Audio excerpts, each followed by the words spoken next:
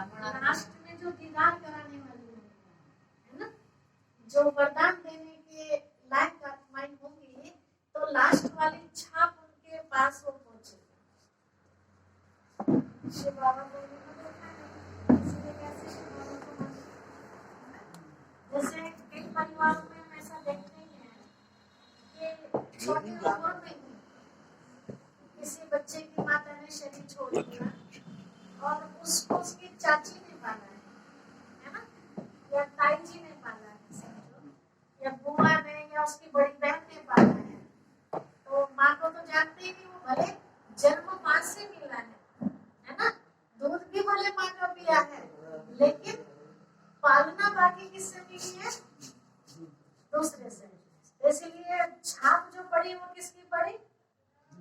दूसरे की पड़ी, जिसकी ज्यादा समय पालना मिली, जिससे ज्यादा समय सुकून का उन्होंने अनुभव किया। तो ऐसे लास्ट समय ना गुंजा दादी उनको मिलेगी, ना प्रकाशनी दादी उनको मिलेगी, है ना, ब्रह्मा बाबा का तो कोई मतलब ही नहीं बैठता है।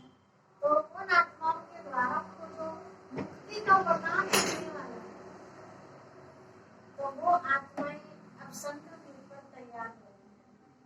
तो क्या हम नहीं बन सकते उनमें से? नहीं बन सकते? बन सकते हैं ना। तो ऐसा बनने के लिए हमें क्या करना होगा? सिर्फ छोटी सी बात पर ध्यान देना होगा। सवेरे आंख खुलने से लेकर रात तक जो भी श्वास हमारी बीत रही है, जो भी कदम हम आगे बढ़ा रहे हैं, या किसी के भी कदम हमारी तरफ बढ़ रहे हैं, वो केवल सुखदायी। ठीक है, सामने वाले की भी हिम्मत हमारे पास दुख देने की ना पड़े। इतने वाइब्रेशन हमारे पावरफुल है ना। उधर से निगेटिविटी आ रही है, लेकिन मेरी पॉजिटिविटी इतनी हो कि बीच में वो कट ऑफ हो जाए। जैसे युद्ध के मैदान में हम क्या देखते हैं? राम और रावण का युद्ध होता है, किसी भी देवी या असुर का युद्ध होता है, तो बीच में दोनों तरफ से आते हैं ना बाण, तो बीच में आके क्योंकि पावरफुल है ना। तो सामने वाला कितना भी हमें नीचे गिराने की कोशिश करे, लेकिन अगर मेरे कर्म महान है तो कोई मुझे गिरा सकता है? नहीं गिरा सकता है ना। एक दुनिया में भी कहावत हम सब सुनते आए हैं कि व्यक्ति हाथ का छीन सकता है ना, लेकिन भाग्य का छीन लेगा आज तक किसी ने नहीं छीना, है ना। हम सोचते हैं कि किसी के पास आदमी दरिद्रता है कि कर्ज में पूरा डूबा हुआ है बेचारा, है ना। रोटी खाने के लिए उसको एक बार सोचना पड़ता है कि मैं ये आटा भी लेके आऊंगा, तो इसके लिए भी मुझे पैसे कहाँ से लेने होंगे।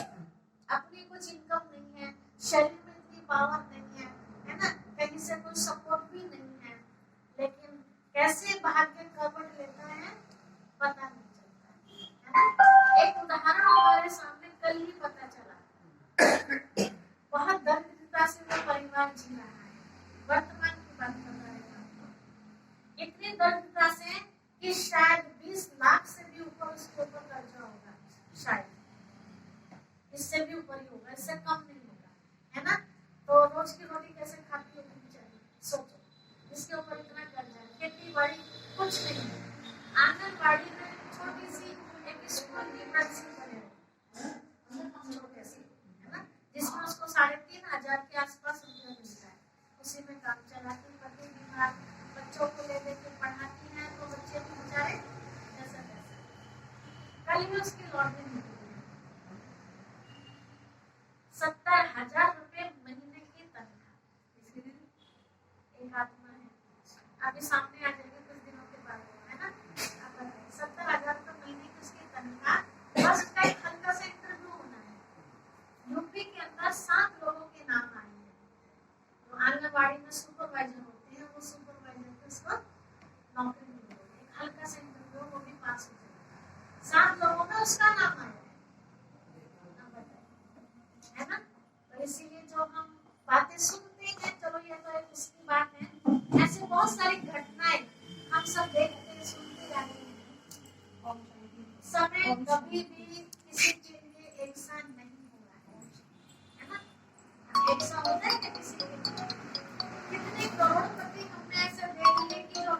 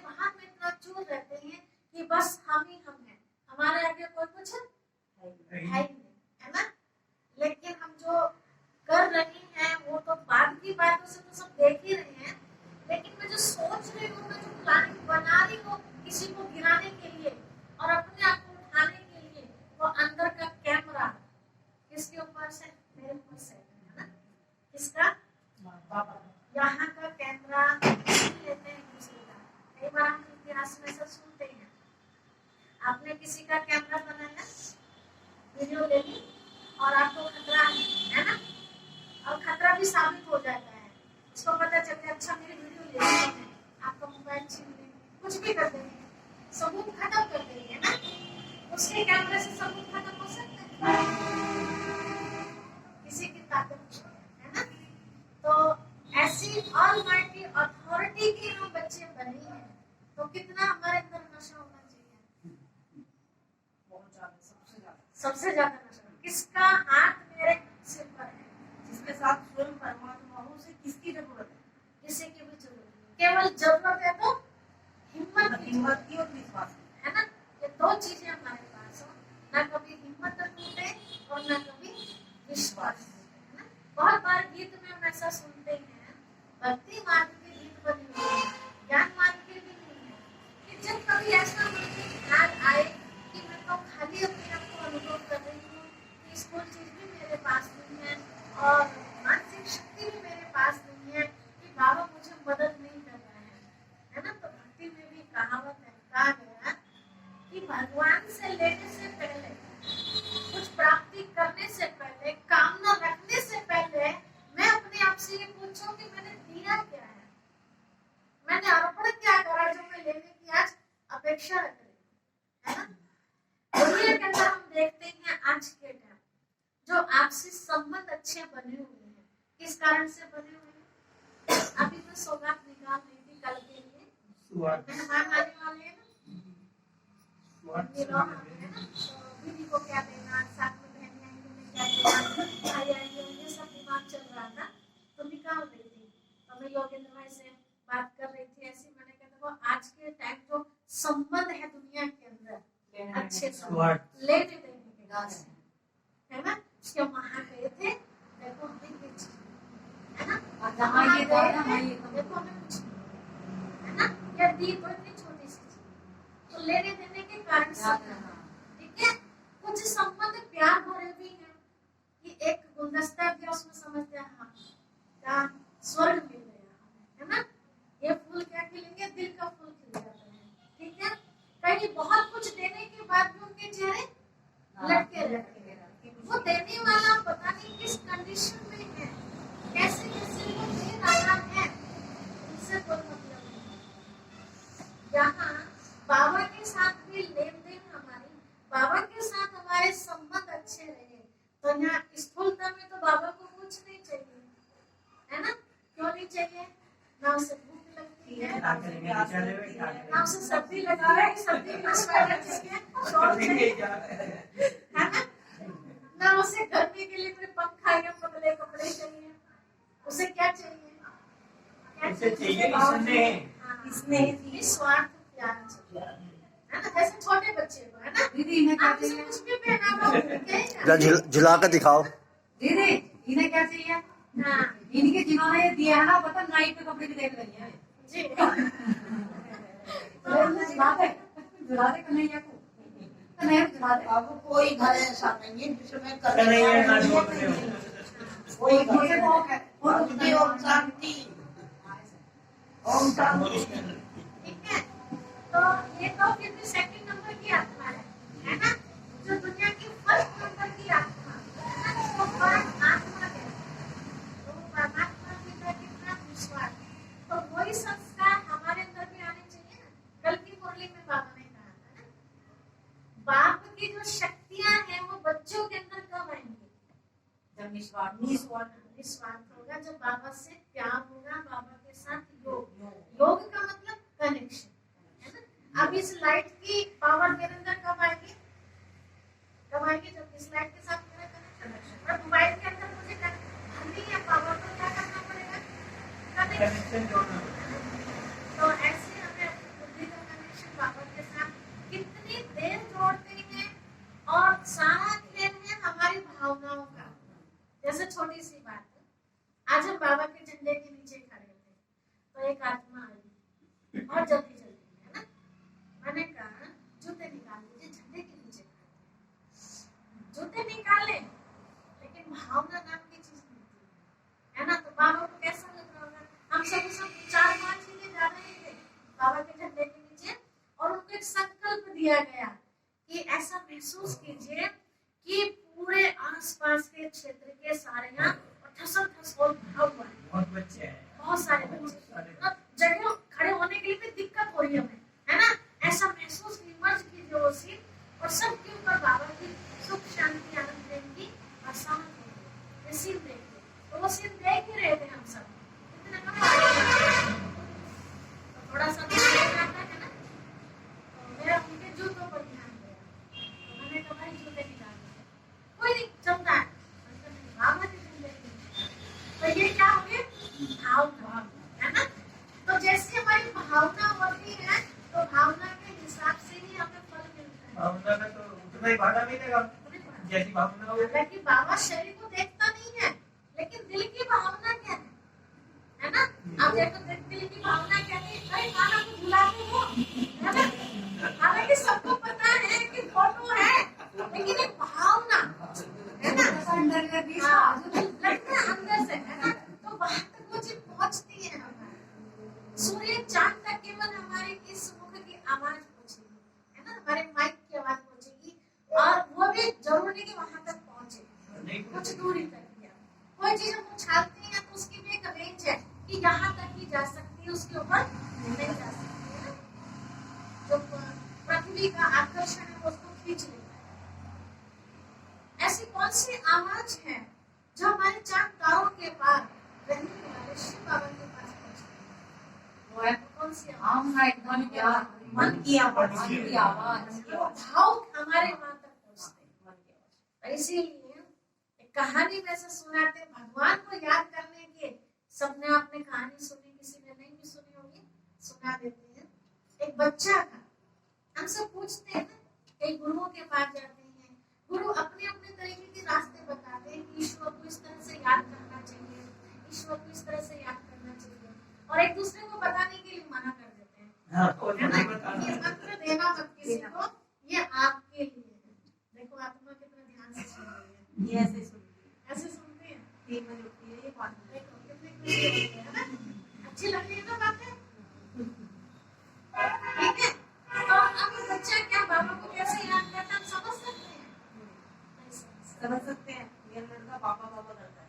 अच्छा बाप बोलता नहीं है, बोलता है, इससे पूछ ले बेटी, सब पीछे इसे अभी लुटा दो, सब बाहर चले जाओ, इतना आएगा नहीं, कोई पापा पापा करता रहेगा। अच्छा जैसे पता है बाबा मेरे साथ कौन है, अकेला बाबा ही रह सकता है ना, बाबा ही खिलाएगा।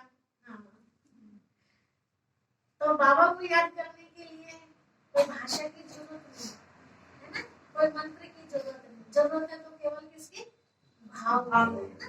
तो उस बच्चे के लिए बताते हैं कि बच्चे ने अलग अलग जाकर के पूछा कि आप कैसे भगवान को याद करेंगे। चर्च में गया, उसने देखा मोमबत्ती लेके खड़े हैं, कुछ प्रार्थना कर रहे हैं, है ना, क्या बोल रहे हैं उस प्रार्थना में, उसको भाव का पता नहीं चला। पंडित जी के पास जा रहे हैं, मौलवी जी के पास जा रहा है, कुछ समझ में नहीं आ रहा, जब कुछ समझ में नहीं आया और फिर भी उसको ईश्वर को याद करना है, तो उसने अपनी समझ से ही क्या किया, बच्चे ने मंदिर में जाके बैठ गया शिवलिंग के आगे और ABCD सुनानी शुरू कर दी मन ही मन में, भगवान जी। अब बताइए कि ABCD रखवा रहे थे कि भगवान की स्तुति रखवा सकते। उससे 3 दिन हो गए बच्चे को, 4 दिन हो गए, बच्चा हिला डुला नहीं, सिर्फ वॉशरूम के लिए जाता था, फिर वापस आके बैठ जाता था। लोग बात जो रोज आते थे मंदिर में देख रहे थे, इस बच्चे को हो क्या गया, जब तक वो नहीं बैठा हो उसकी चर्चा दूर दूर तक फैलने लगी। जिनके पास वो बच्चा गया था वहां तक भी वो चर्चा गई, मौलवी जी के पास, चर्च में पंडित जी के पास, सब आए। हर एक को था कि शायद मैंने जो सिखाया उसी के बल पर ये बच्चा बैठा हुआ है।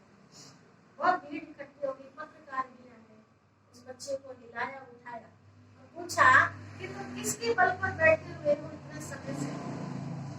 तो अरे अलग अलग वो बताने लगे कि जी हमारे पास ये बच्चा आया था, हमने जो उसको सिखाया ना उस बल से ये बच्चा बैठा हुआ है, वो सबकी सुनता है। तो बाद में पूछा बच्चा, अच्छा आप भी तो अपने मुख से कुछ बताइए कि आप किस बल पर बैठे। तो उन्होंने कहा इन्होंने जो भी मुझे सिखाने की कोशिश की, मैंने सीखने की कोशिश की, मुझे कुछ भी समझ में नहीं आया,